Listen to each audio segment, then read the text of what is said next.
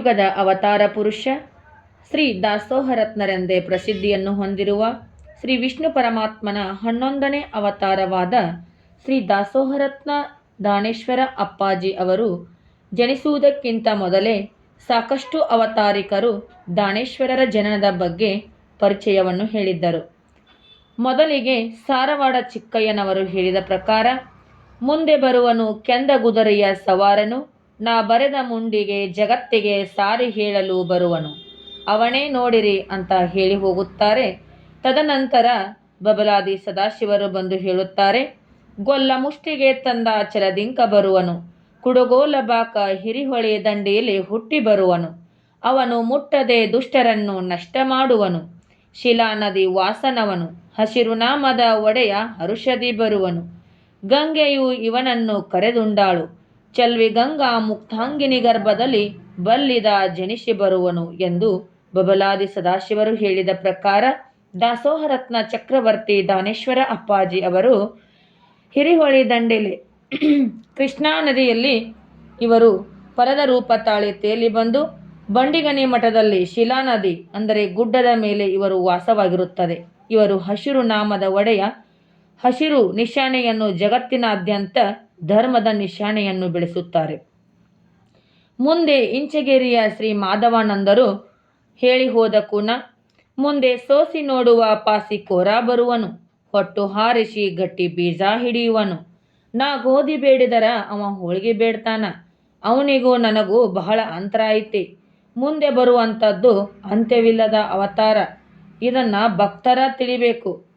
ಕೌರವರನ್ನು ನಾಶ ಮಾಡಿ ಪಾಂಡವರನ್ನು ಗತಿಗೆ ಹಚ್ಚಿ ಕಲ್ಯಾಣಕ್ಕಿಳಿದ ಮಾತು, ಕಲ್ಯಾಣ ಕ್ರಾಂತಿ ಶರಣರ ಅನಾಹುತ, ನಂತರ ಸಾರವಾಡಕ್ಕೆ ಬಂದು ಸಿಂಹಾಸನ ಮಾಡಿ ಸಿಂಹಾಸನದ ಇಳಿದ ಮಾತು, ಅದೇ ಸಾರವಾಡವೇ ಬಬಲಾದಿ, ಬಬಲಾದಿಯಲ್ಲಿ ಸಿದ್ದರಾಮ ಸದಾಶಿವನಾಗಿ ಬಂದು ಸಾರಿ ಹೇಳಿದ್ದು, ಅದೇ ಸದಾಶಿವನು ಜಮಖಂಡಿ ಗಿರಮಲ್ಲೇಶ್ವರರ ಮಹಾರಾಜರ ಮನೆಗೆ ಬಂದ ಧರ್ಮದ ಗಂಟು, ಅದೇ ವಂಕ ಬೆತ್ತ ಹಿಡಿದು ಹುಬ್ಬಳ್ಳಿ ಶಿವಪ್ರಭು ಕಾಳಿಕಾದೇವಿ ಹೊಟ್ಟೆಲೆ ಹುಟ್ಟಿದ ಮಾಧವಾನಂದ ನಾಮದ ವಿಠ್ಠಲರಾಯ, ಅದೇ ಪುಣ್ಯದ ಗಂಟು ವಸ್ತಿಗೆ ಸವದಿಗೆ ಬಂದು ಶ್ರೀ ಸಂಗಮದೇವಿಯವರ ಪವಿತ್ರ ಗರ್ಭದಲ್ಲಿ ಜನಿಸಿ ಗಣಿ ಎಂಬಲ್ಲಿ ಸರ್ವರಿಗೆ ಫಲ ಅಫಲ ಮಾಡಿದ ಶ್ರೀಕೃಷ್ಣ.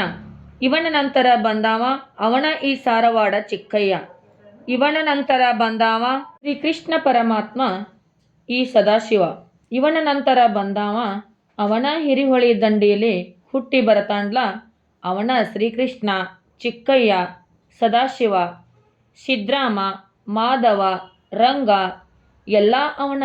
ಇವರೆಲ್ಲರೂ ಲೋಕ ಕಲ್ಯಾಣಕ್ಕೆ ಕಾಲ ಕಾಲಕ್ಕೆ ಇಂತಿಂಥ ಅವತಾರ ತೊಟ್ಟ ಬಂದ ದುಷ್ಟರ ನಷ್ಟ ಮಾಡಿ ಧರ್ಮ ಸ್ಥಾಪನಾ ಮಾಡಿದವರು.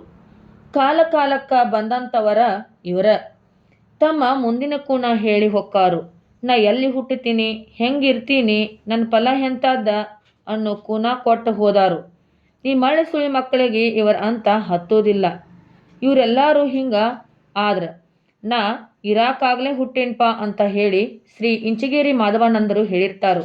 ಈ ಇಂಚಗೇರಿ ಮಾಧವಾನಂದರು ಇರುವಾಗಲೇನ ಅವತಾರಿ ಪುರುಷನಾದ ಶ್ರೀ ದಾನೇಶ್ವರ ಅಪ್ಪಾಜಿಯವರ ಜನನವಾಗಿರ್ತದ. ಮುಂದೆ 12ನೇ ಶತಮಾನದ ಬಸವಣ್ಣನವರು ಕೊಂಡಿ ಮಿಂಚಣ್ಣನಿಂದ ಬಹಳಷ್ಟು ನೊಂದು ಅವರು ಕೂಡ ಒಂದು ಮಾತನ್ನು ಹೇಳ್ತಾರು. ಕೇವಲ ಭಕ್ತಿಯೊಂದನ್ನು ತಂದು ದಯವೇ ಧರ್ಮದ ಮೂಲವೆಂದು ಸರ್ವರಲ್ಲಿ ದಯ ತೋರಿಸುತ್ತಾ ಬಂದ ಬಸವಣ್ಣನವರು ಕೊಂಡಿ ಮಿಂಚಣ್ಣನಂತೆ ಗಜಿವಿಜಿ ಜನರಿಂದ ದುಷ್ಟರ ಕೈಯಲ್ಲಿ ಸಿಕ್ಕು ಜೀವ ಘಾಸಿ ಮಾಡಿಕೊಂಡು ಬೈಂಗಿ ಹುಳ ಕಲ್ಲು ಸರಿದಾತನ ಸನಿಹದಲ್ಲಿ ಮತ್ತೆ ಹುಟ್ಟಿ ಬರುವೆ ಅಂದ ಪ್ರಕಾರ ನಾನು ಮುಂದೆ ಭಕ್ತಿ ಯುಕ್ತಿ ಶಕ್ತಿ 3 ಕೂಡಿ ಬರುವೆ ಎಂದು ಹೇಳಿರುತ್ತಾರೆ. ಅವರೇ ಯಾರಪ್ಪ ಅಂತಂದ್ರೆ ಶ್ರೀ ದಾನೇಶ್ವರ ಅಪ್ಪಾಜಿ ಅವರು. ತದನಂತರ ತಿಂತಣಿ ಮವನೇಶ್ವರರು ದಾನೇಶ್ವರರ ಕೂನವನ್ನು ಹೇಳುತ್ತಾರೆ. ಇವರು ಬಂಡಿಗನಿಗೆ ಬಂದು ಸಾರಿ ಹೇಳುತ್ತಾರೆ, ಈ ಊರಲ್ಲಿ ಧರ್ಮವಿಲ್ಲ, ಇದು ಕಟಕರ ಕೇರಿ, ಊರಲ್ಲಿ ಮಹಾತ್ಮರು ಬಂದರೆ ಮಾತನಾಡಿಸುವವರಿಲ್ಲ, ಬರ್ರಿ ಅಂತ ಕರೆಯುವವರಿಲ್ಲ, ನೀರಡಿಸಿ ಬಂದವರ ನೀರ ಕೊಡುವವರಿಲ್ಲ, ಹಸಿದವರಿಗೆ ಅನ್ನ ಹಾಕುವವರಿಲ್ಲ, ಇದ್ದದ್ದ ಇದ್ದಂಗ ಹೇಳುವಂಥವರು ಮೊದಲೇ ಇಲ್ಲ, ಅದಕ್ಕಾಗಿ ಈ ಊರ ಹಾಳ ಬೀಳಲಿ, ಹೊಡೆಗೋಳು ಧೂಳ ಹಾರಲಿ ಅಂತ ಸಿಟ್ಟಿನಿಂದ ಹೇಳುತ್ತಾರೆ. ಕಟ್ಟಿದ ಎತ್ತನ್ನು ತಂದು ಕಡಿಯುವವರ ವಂಶ ನಿರ್ವಂಶವಾಗಲಿ. ಈ ಊರಲ್ಲಿ ಇಂಥ ದೊಡ್ಡ ಬಸವಣ್ಣಪ್ಪ ಇರಾಕಾಗ್ಲೇ ಇವನು ಕೂನ ಹೊತ್ತು ಬಂದಂಥ ಎತ್ತುಗಳನ್ನು ಕಡಿಯುವ ಈ ಊರಲ್ಲಿ ಸತ್ಪುರುಷರನ್ನ ಕೂನ ಹಿಡಿಯುವ ಗುಣ ಎಲ್ಲಿಂದ ಬರ್ತೈತಿ? ಹಿರಿಹೊಳಿ ದಂಡೆಯಿಂದ ಹುಟ್ಟಿ ಬರುವವರೆಗೂ ಈ ಊರ ಹಾಳು ಬೀಳಲಿ. ಅವನು ಹುಟ್ಟಿ ಬಂದ ಮ್ಯಾಲ ಅವನ ಸಂಕಲ್ಪದ ಪ್ರಕಾರ ಆಗಲಿ. ಉತ್ತರ ದಿಕ್ಕಿಂದ ನಾನೇ ಹುಟ್ಟಿ ಬರ್ತೀನಿ ಅಂತ ತಿಂತಣಿ ಮೌನೇಶ್ವರರು ಕೂಡ ಹೇಳಿರುತ್ತಾರೆ. ಅದೇ ಅವತಾರವೇ ಶ್ರೀ ದಾನೇಶ್ವರ ಅಪ್ಪಾಜಿಯವರ ಅವತಾರವಾಗಿರುತ್ತದೆ. ಇವರ ನಂತರ ಮಹಾತ್ಮರಾದ ಕಂಕನವಾಡಿ ಸಂಗಯ್ಯನವರು ಬಂಡಿಗನಿ ಊರಿಗೆ ಬಂದಿರುತ್ತಾರೆ. ಆವಾಗ ಹೇಳುತ್ತಾರೆ, ಸಾರಿ, ಬಂಡಿಗನಿ ಊರಲ್ಲಿ ಕುಳಿತ ಇವರೆಲ್ಲರೂ 16 ಎತ್ತಿನ ಒಕ್ಕಲುತನ ಇರುವಂಥವರು. ಈ ಓಣಿಯಲ್ಲಿ ನನ್ನ ಕಲ್ಯಾಣ ಕಲಬುರ್ಗಿ ವಚನಕ್ಕ ಮಾನ ಸಿಗಲಿಲ್ಲ. ನೀರಣಿಸಿ ಬಂದವರಿಗೆ ಕುಡಿಯಲು ಒಂದು ತಂಬಿಗೆ ನೀರು ಕೊಡುವವರಿಲ್ಲ. ಮರದಲ್ಲಿ ಇಲ್ಲದಿದ್ದರೂ ಮುಟಿಗೆಯೊಳಗೆ ಸಹಿತ ಇವರಿಗೆ ದಾನ ಗೊತ್ತಿಲ್ಲ. ಈ ಊರಾಗ ದಾನ ಧರ್ಮ ಇಲ್ಲ. ಈಗ ಈ ಊರ ಹಾಳು ಬೀಳಲಿ. ಮುಂದ ಹಿರಿಹೊಳಿ ದಂಡಿಲಿ ಕುಡಗೋಲಬಾಕ ಕೃಷ್ಣಾ ನದಿಯಲ್ಲಿ ಜನಿಸಿ ಬಂದು ಇಲ್ಲಿ ಈಗ ನಾ ನಿಲಂಗಿ ಕಳದಲ್ಲಿ ಆತ ಮಠ ಕಟ್ಟಲಿ ಅಂತ ಹೇಳಿದ ಪ್ರಕಾರ ಈಗ ಶ್ರೀ ದಾನೇಶ್ವರ ಅಪ್ಪಾಜಿಯವರು ಅವತರಿಸಿ ಬಂದು ಅದೇ ಕೆಟ್ಟ ಊರಲ್ಲಿ ಶ್ರೀ ಬಸವಗೋಪಾಲ ನೀಲಮಾಣಿಕ ಮಠವನ್ನು ಸ್ಥಾಪನೆ ಮಾಡಿರುತ್ತಾರೆ. ಇವರ ನಂತರ ಇನ್ನೊಬ್ಬ ಮಹಾನ್ ಪುರುಷರು ಅದ ಮುಗುಳುಕೋಡ ಯಲ್ಲಪ್ಪ ಮಹಾರಾಜರು ತಮ್ಮ ಭಕ್ತರೊಂದಿಗೆ ಕೂಡಿಕೊಂಡು ಬಂಡಿಗನಿಗೆ ಬಂದಿರುತ್ತಾರೆ. ಅಲ್ಲಿ ಕುಳಿತು ಇವರು ಹೇಳುತ್ತಾರೆ, ತಾವು ತಮ್ಮ ಭಕ್ತರಿಗೆ ಹೇಳ್ತಾರೆ, ಇಲ್ಲೊಂದು ಮಠ ಹಾಕತ್ರೋ, ಅಲ್ಲೊಂದು ಕಲ್ಲಿಟ್ಟು ಪೂಜಾ ಮಾಡ್ರೋ ಅಂತ ಹೇಳಿ ಹೋಗಿರ್ತಾರೆ.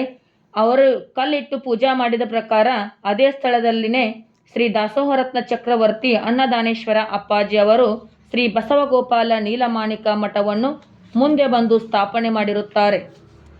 ನಮ್ಮ ಪರಮಾತ್ಮ ಶ್ರೀ ದಾನೇಶ್ವರ ಅಪ್ಪಾಜಿಯವರು ಸಾಮಾನ್ಯ ಮನುಷ್ಯರಂತೆಯೇ ಕಂಡರೂ ಕೂಡ ಇವರ ಜನರ ಸಾಮಾನ್ಯವಾದುದ್ದಲ್ಲ. ಇವರು ಸಾಕ್ಷಾತ್ ವಿಷ್ಣು ಪರಮಾತ್ಮನ 11ನೇ ಅವತಾರ. ಇವರು ಅವತಾರ ಪುರುಷರು, ಮಹಾಲಕ್ಷ್ಮಿಯ ವಲ್ಲಭ. ಇವರು ಎಲ್ಲರಂತೆಯೇ ಬಿಳಿ ಅಂಗಿ ತೊಟ್ಟ ಬಂದ ತಪ್ಪಿಗೆ ಈ ಕಲಿಯುಗದ ಜನರು ಅವರಿಗೆ ಬಹಳಷ್ಟು ನೋವನ್ನು ಕೊಟ್ಟರು.